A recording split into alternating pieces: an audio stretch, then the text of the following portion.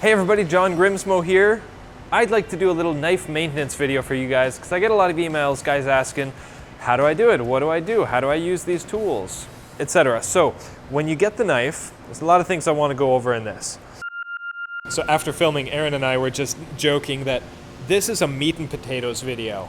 If you're into it, you're into it. You're going to love it. If you're not interested in the information, it's not going to be exciting. It's not going to be fun. It's just going to be interesting. So if you're in it, keep watching. If not, wait till the next shop life. So we're calling these meat and potatoes videos because it's going to be a lot of information. Stay tuned. When you get the knife, beautiful presented package, the first thing people do, obviously, is they pick it up. Now, the oils in your fingers, from your hair, from your face, from your fingers, from your sweat, just normally, like everybody has it, affect the way the anodizing looks. So I've had people email me say, the anodizing wore off the second I touched it. That's not exactly true, it just got dirty. So one thing I wanted to mention was certain colors are more susceptible to fingerprints than others. Like this purple, like a bright, vibrant purple, is susceptible to dirt. The deeper bronzes and the deeper blues are also susceptible. Light blue, no big deal. Light bronze, no big deal. Silver, it gets a little dirty, but you can't quite tell. Gold is like perfect. Gold hardly shows any fingerprints at all. Same for the greens, and those are the main primary colors that we do our anodizing with. But the purples and the dark bronzes are kind of bad for this dirt fingerprint issue. So keep that in mind. When we ship the knives, we have the choice of sending it completely clean or completely dirty. Like I could go in with dirty fingers and like dirty it up, but it's easier to make it look even when it's fully clean rather than completely dirty. So we choose to clean it out. So here we go. So this is a fingerprint right there, if that shows up. And then on the other side is pretty dirty too because I had some WD-40 on my hands and everything. So unfortunately, that bright bronze color only works on a super duper clean knife. But I like these knives to be used. I like them to be carried. And if you ever want to take pictures and have it be brand new, I'm going to show you how to do that in just a second here. So there's nothing to worry about when that happens. All you do is take a little bit of Windex, clean paper towel. When I'm checking the knives or assembling them, I like to just wash my hands in hot soapy water. And then my hands are clean enough so they're not going to create further fingerprints. And then just a little spritz of Windex on here.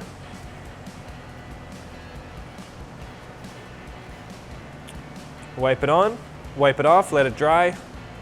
And now we have a completely clean knife again. And then to clean the lock side of the knife, the display side's easy in the case because you can just go straight across. Lock side, just take your Windex, go in like that, get kind of under the clip area, top of the clip.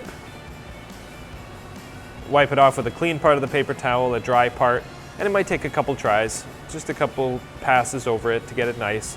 Try to go straight movement so it doesn't streak too badly. And then you can get it spotless.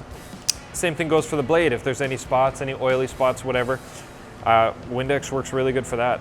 All right, so the next thing we're gonna do is we're gonna take this guy apart. Brand new knife. This is how it would come to you guys, except a little bit cleaner because we're playing with it right now.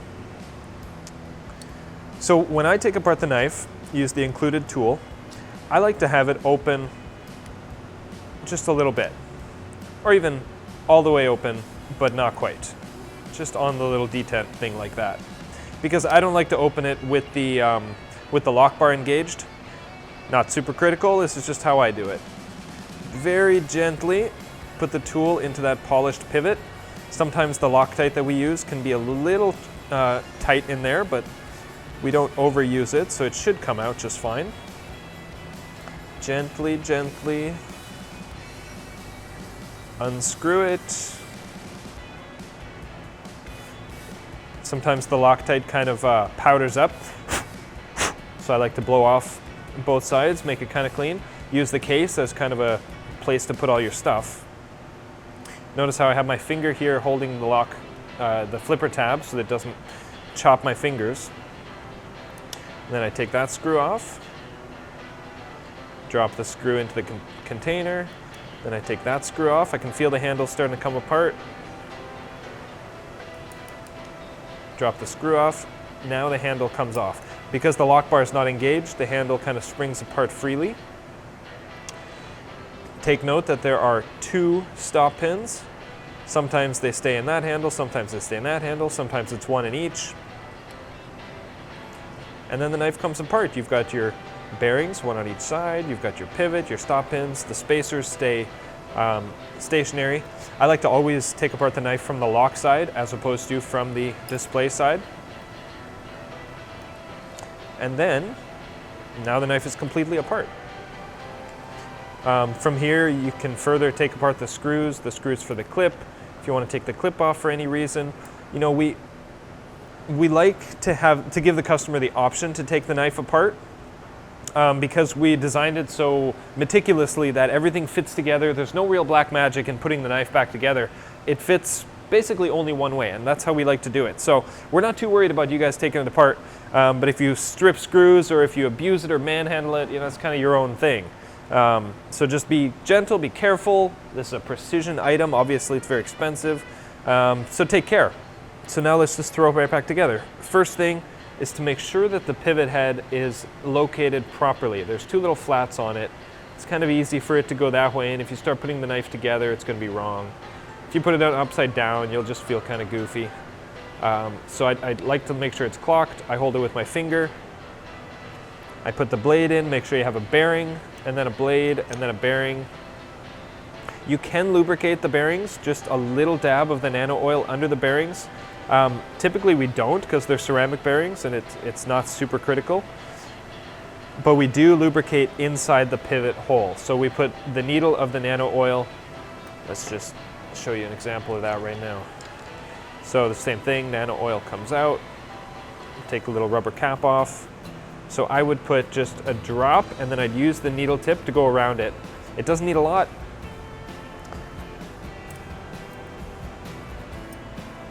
Or the other thing you could do, which is probably better, is to put it on the pivot barrel right there, wrap it around. Yeah, I like that better.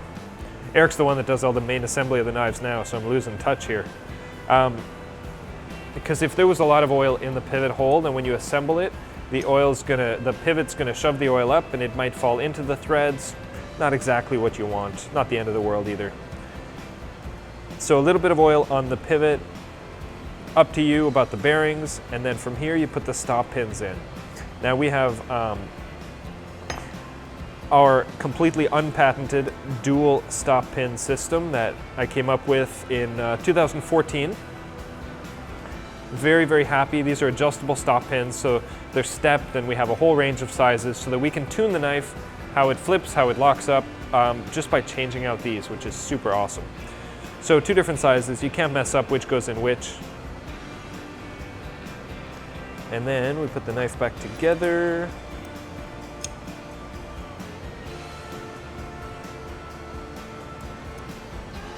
I like to kind of aim the stop pins and the pivot in there first and then kind of tilt it down until these click in, and they will click.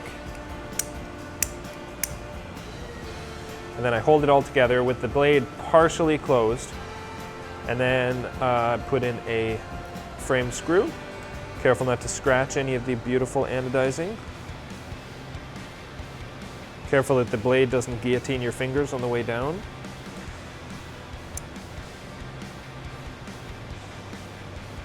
One screw, 2 screw, and then the pivot can go in. Now we do use Loctite 242 blue Loctite. And when we do it, we use a little needle like this, not obviously an oily one, but so we put a tiny little dab of Loctite, kind of like that little guy right there, on the end of the needle, and then we put it inside the hole and we wrap it around the threads, just a little bit. You do not need much, you just need a tiny little half of a drop inside the threads. You don't want to use too much, it's not critical. I've thought about including little tiny tubes of Loctite with the knives. along with these other tools, and maybe we'll do that one day. But then the pivot just goes back together. Not too tight, not too snug. I can tighten it and I can feel where it stops. And that's honestly, that's about where I put it. I just go till it stops, maybe a hair, tiny hair more. Feel the knife. I want it to be able to drop. I want it to flip good. Everything feels nice. Everything feels normal. If you go too tight, it's not going to flip nice, and it's definitely not going to drop. The last piece of maintenance that I like to suggest that people do, and this is more of a weekly, monthly kind of thing depending on how much you use it. If you find that the blade is not dropping, like it's going in super slow motion, especially with our newer knives, you know, let's say 500 and up, number 500 and up, I like to close the blade about halfway, or a third of the way. Take your nano oil with a tiny little drop, and I'm gonna put it right in there. So here I've got some raw parts that have just come off the machine, been heat treated and hard milled, but still need a lot of finishing work. But this will allow me to explain what I'm about to explain. So here is our lock bar, just like here. Here's our detent ball. So it is a ceramic detent ball using the highest quality American-made ceramic that we can possibly find, and they cost us a lot of money and they're awesome. So that ball scrapes along the blade while the knife is closing. Okay, you can see the ball right in there is going in, and it's going to scrape this arc on the blade. And on this new blade, we should be able to see it here in a second. There we go. So this arc is what I'm suggesting, that you put the tiniest drop of nano oil right there. Okay, so with that in mind, with that in your head, we've already put a drop on this guy. What I like to do, especially for a brand new knife, is I like to lift the lock bar up, move it so that the ball drops directly on top of that drop of oil, and then I pinch it, and then I kind of rotate it like that. So this is for a brand new knife. Any used knife, even almost brand new, is not really going to need this, but you guys might find it kind of interesting. What I'm doing right now is I'm using the oil to basically smooth out the stonewashed surface, using the ball basically as a piece of sandpaper kind of thing, even though it's not gritty whatsoever.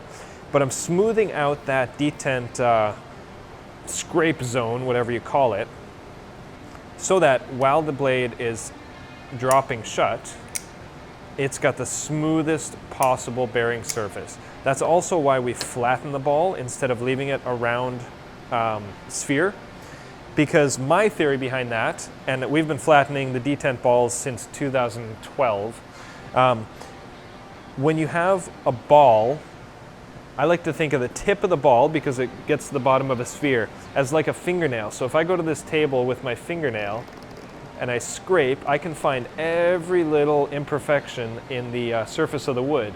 It's actually like this. And a detent ball is no different. If we flatten it, then you have like the palm of your hand. And oh, the table feels a lot smoother now than it does with just your fingernail.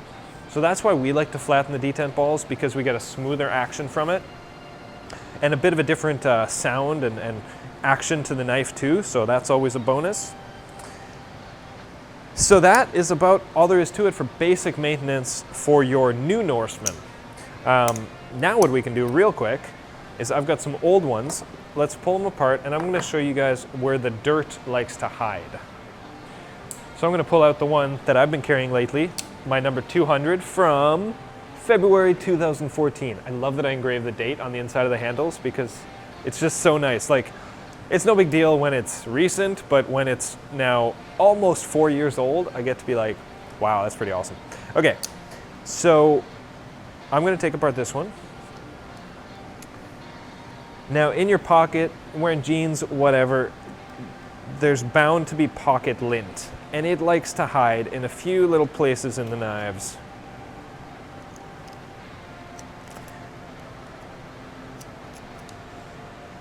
All right, so I just took the pivot, the screws, and then I did it while the knife was completely open, like I told you not to do, and it was fine. Right around there, around the detent ball, dirt likes to hide. the bearings, you can see there's a good clump of lint right there. And especially around the stop pin. Even inside some of these screw holes here, it's like piles up, but those don't matter. So the first thing for the stop pin, okay, so this knife has a single stop pin, so it was before I came up with that dual stop pin system, probably just a few months before actually. But it took us a while to actually like implement it, so that probably wasn't until like 2015 or 16 that I'll have the dual stop pin. So anyway, with single or dual, it doesn't really matter. If lint gets around, or dirt or sand or whatever gets around the stop pin, it's going to prevent the knife from opening all the way. It's going to open less, and it's going to close less. So both aspects of the knife, both the detent that holds it closed and the lockup, are going to change based on dirt. So see on this knife, the lockup is, I don't know, 50%. The lock bar is moving over 50% on the blade. As more and more lint gets in there, the lockup's going to get earlier and earlier and earlier until eventually it'll fail and it just won't lock up. And this is a maintenance thing. Like, it's not my fault if your knife gets dirty, but I'm showing you how to clean it. Happens to me too. So having a healthy lockup of 25 to 50% helps to mitigate this. If you have a knife that has like 10% lockup, then the margin for error is a lot tighter, because a little bit of lint is going to cause a problem. And same for the detent. If you get lint in there, it's going to stop, here, as an exaggerated example, and it's not going to stay closed. So on the stop pin, all you do is just kind of rub it between your fingers, rub it on the paper towel, whatever. Just get that lint off. Not very hard. For the other things, simple Q-tip. Go in here, clean out the bearing pocket, and then the oil or the pocket lint that goes around the detent ball. Got to get rid of that too. So with your fingers or with the Q-tip, because that's also going to prevent the ball from dropping into the hole in the blade, which is that little guy right there. And sometimes lint can get in there, so you can clean that out with whatever means necessary. So we had all that lint around the stop pin. Well, it's also going to be piled up in the open and closed positions of the stop pin slot, this arc right here. So see up here on this side, I can push it out, and it's actually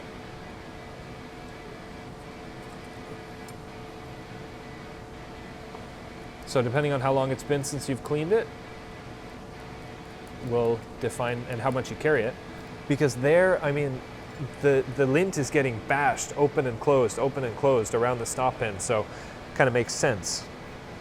And then I'll go in here, I'll clean that out,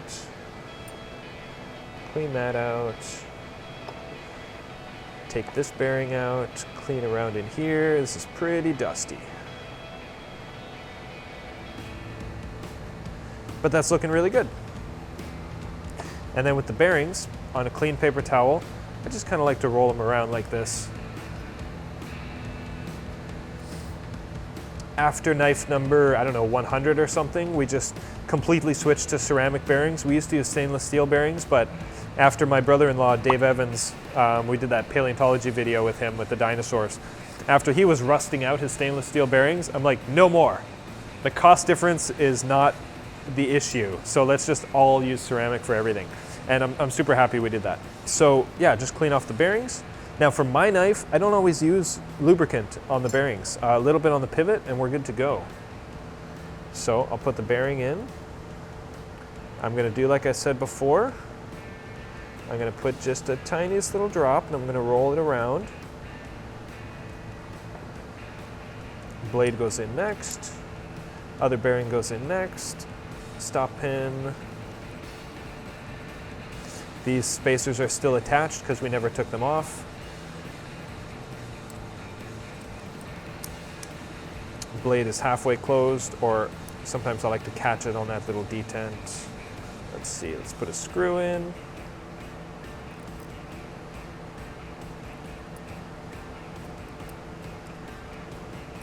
Ah! You guys are making me nervous.